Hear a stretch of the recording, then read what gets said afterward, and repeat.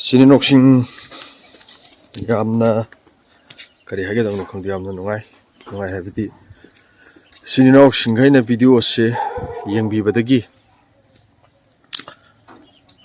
tha ani muki aina yam kanno hona jarak pakko tha ani muki YouTube ta pesa khara sangi masi sininoksing gaigi mateng yauddragadi aina phangba ngamgada basunati ada aina phangjari ba kharase sisidagi aina khara lokthokjaraga maroina relief camp da lairiba ko angangsing isasing apik pa lairi danako apik pa lairiba isasing sida makhoigi bhoi kolom kita da laira ka da dumaina IP ge na dumaina ngamnaba dumaina pi ge na hujise thokjarai asida khoigi laibak ta sengna hairabada matamgi matungina Malem se awon bangak talai aduna matamgi lamjen sida ekhoi su yaw batai aduna ekhoi gi manipur se ayoiba moni ko masi semtoksi ontoksi sakhot pa poraksi hairgadi education si yam important oi aseng be education sajana be education ta tabadus maroina akhoina su uri denako masi yamna nungai chaba sengna satra sing hatpne karino haibada Class 10 gi exam gi matamda metric exam gi matamda question leak oire adu tawre question phangnare khonare na tawriba mayamse seng apabanati akhoi isana isagi isasing satrasing hore ibatungi yumbiren singse hatokpan aduna akhoi da quality education ne yamna maru oirisi Quality education siamna maru oi sinroksing leiba ma chawkhange leiba ma transformation porake hairgadi education sin aduna mari leinaba sing ko club organization lairiba sinroksing kari sina mari leinaba sing sina asumba se munna yengchanbiyo aduna akhoina yamna important oi rise kari no haibda piing haidagi angang singse semak akhoigi leibak akhoigi khunai Sakhot hansi hairagadi piing haidagi angang singche asengba quality education ama piba ama mathok tai supnagi mark phangnaba larik tamba nato oja singnasu mayamnasu masi bulap yengchanba ma important oibra haina idumana khanjai aduni isininaw singaina nungsibibadagi kare haigani aigi video se nungsibiduna yengbibadagi Thani mukwana dumaina ina honazaraga dumaina sawrakna lising taraga something sangi ko adudu aina pesa se khara lokthokjaraga maruaina kainogi kari haigedra relief camp da lairiba angang singsidasu akhoigi mayum makai thado akanda laabani sininoksi ko loina hunthoma bani relief camp da laiba haibase hoi pesa yamna paigiba midi phare adubu relief camp da lairiba majority ayambana di awaba mayoknaba na ayambani aduna aigi site gi sinawsing aino honazarubagi sinawsing gaina nungsibiduna video si yengbibadagi kitang phangjarakpado adudo ai relief camp da kitang dang warisu isa sing sigi bhoi kolom da kitang dang laijarakanda ai adumaina kitang angama mateng pangjage na ai khanjari makhatana hena masidagi karigumba channel se mai paktana hena makhatana akhoi kari haigani development kayam laaba subscriber kayam laaba amasung makhata ne hena dum khoigi development laagadi hena makhata na ai angamba jajat haibidi competition bo exam general knowledge gi competition kari sumbagi idea bo lejai adu hojik phogdi sinroksing madu hojik phogdi ngamje du soidna ngamni haibigi ai thajaba chauna lejai sinroksing gaina mateng pangbiba leptragadi mateng pangbiba haibidi paisa oina mating pangbi haijabna sedeko kari haigani channel sibu support tobiduna khogi yengbiduna laidana ko support tobiragadi karigi masisu ngamoidoino aduna khunayama chakhodhansi akhoigi sida kari haigani matamgi matungina khoisu malemgi lamjen asida yausi hairagadi education se khwaidagi maru oiba asowa foundation amani ai haijagi sinroks aduna ai relief camp hogtang salaga isa singsigi ngamjaba boy kolom kharadu ersu ai lairga dumaina pijaruge thank you so much hana sinroksing oinam gi relief camp se sigi oinam kangjai bong mapan haibadare ko Wenam Pangjibo Mapan Sida Sigi Wenam Garn Higher Secondary School Sida Lerambani. Agi Yumgi Hek Maningni, Tola Kandako. Stigi School Kaba, Honarakiba Dagi, Relief Camp Se, Siga, Irab Labnadana, Tabamari College ladies, Sigi Manunda, Pusalakanda, the minor Tamgare Hosik. Aduna. I Tagasarke, Isha Sinda, Hogi, I boy Kolom. Amasung apik pesa singi na pensin ramai na khara lai rakanda ai hujik she wenam thamamari college manung da lai bari lip kem da sangya na ramai na tawri thamamari college gi campus ki maning da sanga kandi sinok sing sonda koi women hostel lai di ko som da su kano lai di sigi maning sida relief camp se sumai na oire asagi mafam du ge ramai na hongtor khibani aduna Relief Camp se mata mama dari mayam se ho ni amna kano tong na mi adu ho jikti kita wat pagum ramai na ui ko mayam se aduna api pisa sim sigi kita nda wai ra basu hai duna ko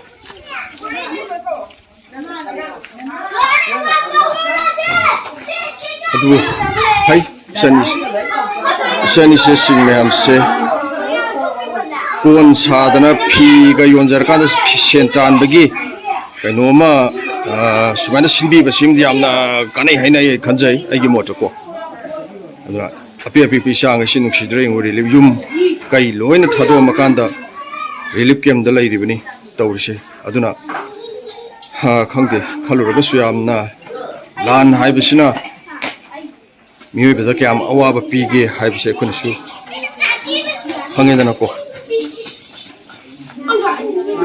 ai pina yendoi gi tawri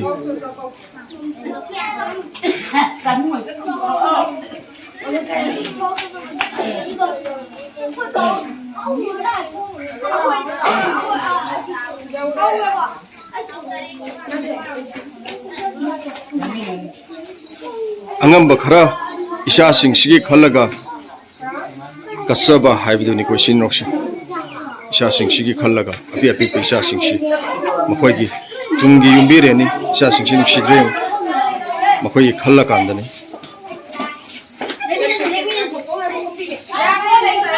Mako Isha Sabundangano, Matamaka Ruta Holo.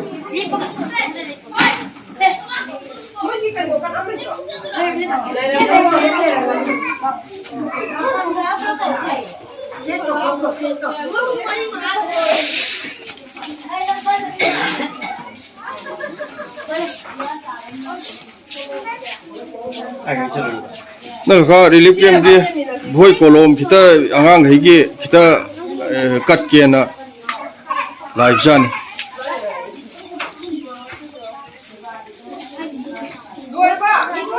Bisa sa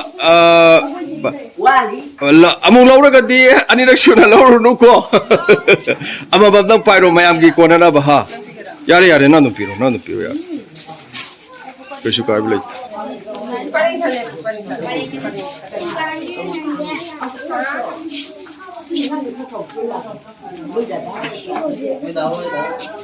Ibi merang sulai tami benatro. Lau lai tamati lau. Lari tamati lau.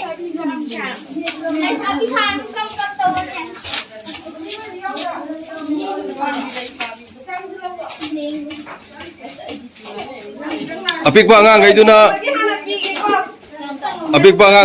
pension piru.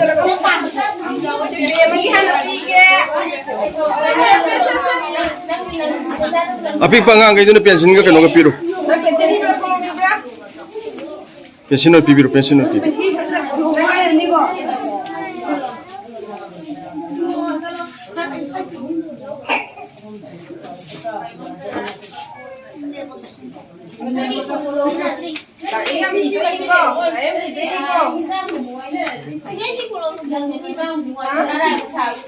Mai pam du pi.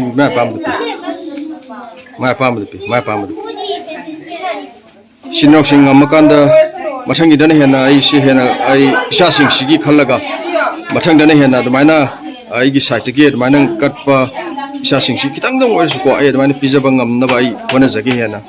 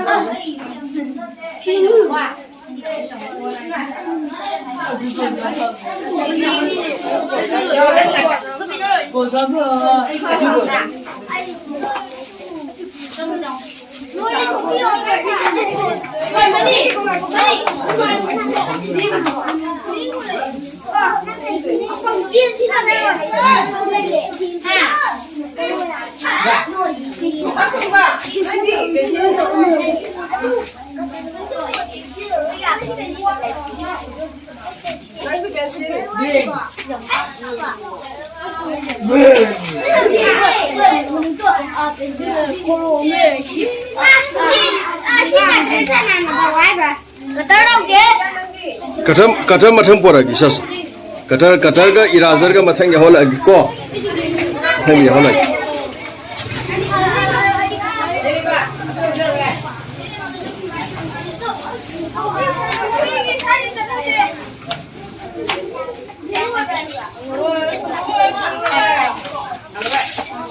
Sasa tunani. Sasa tunagani.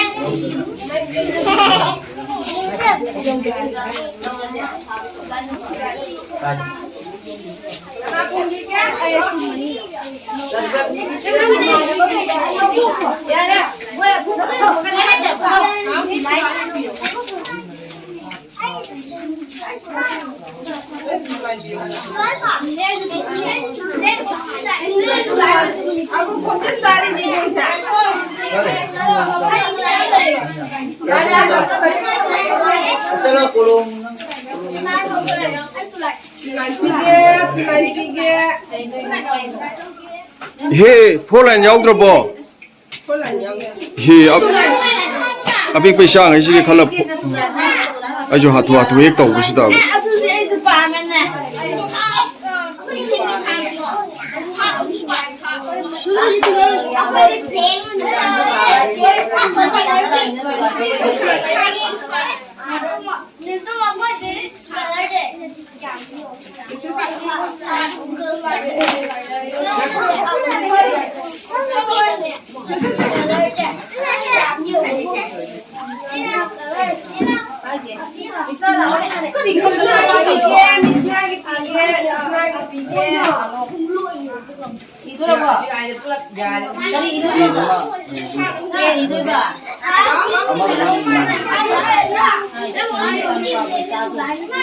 Sida kelas 9 10 tambah angang yauri beratro.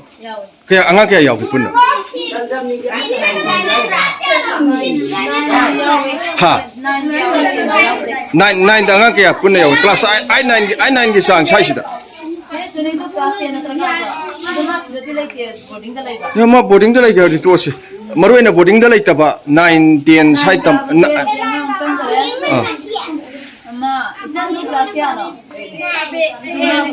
Sabian,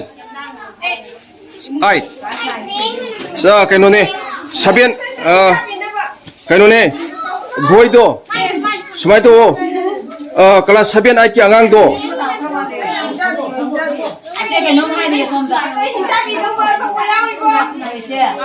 Kelas sabian ay ki angang do, adu kare henja na piramu, moi gidi amna kaino ne, yamna important oy gani na. Kelas sabian ay ki angang singdu. Moi dari kolom tu kare henja piramu adu ka, moi di am important oy ba.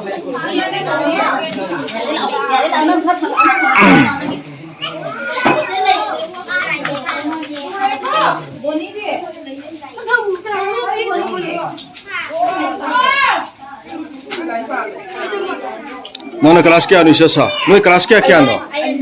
하. 9네. 클래스 7, 8, 9. 너 क्या नु 이베마? 4.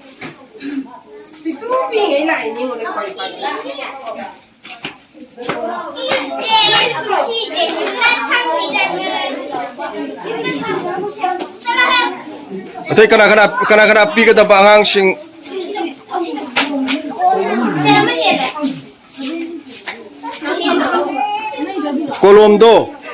kolomdo 7 night angangsing sida 7 night maruena 7 night maruena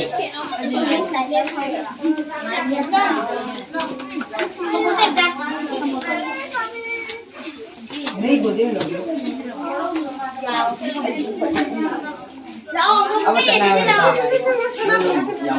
Ghiền Mì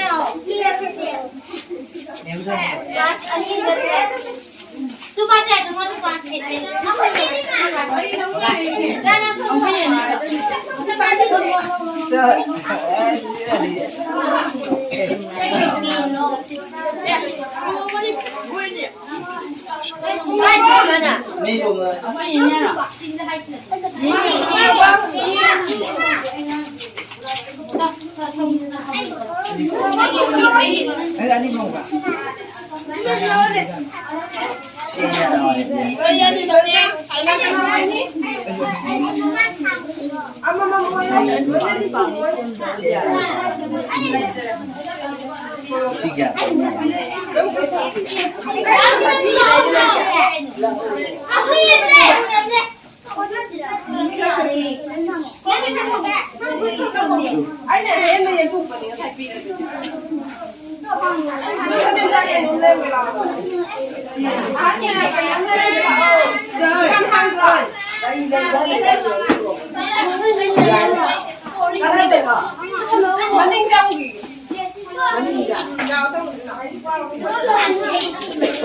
hấp dẫn